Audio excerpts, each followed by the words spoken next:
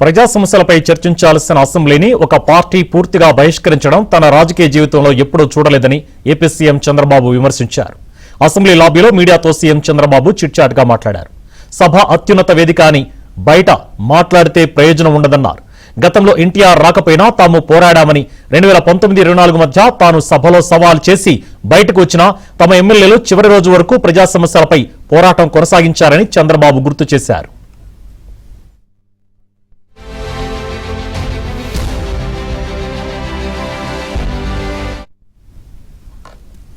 Group 1 అక్రమాలను కప్పిపుచ్చుకోవడానికే కొందరు సభకు రాకుండా డీఎస్సీపై బురద చల్లుతున్నారని చంద్రబాబు మండిపడ్డారు.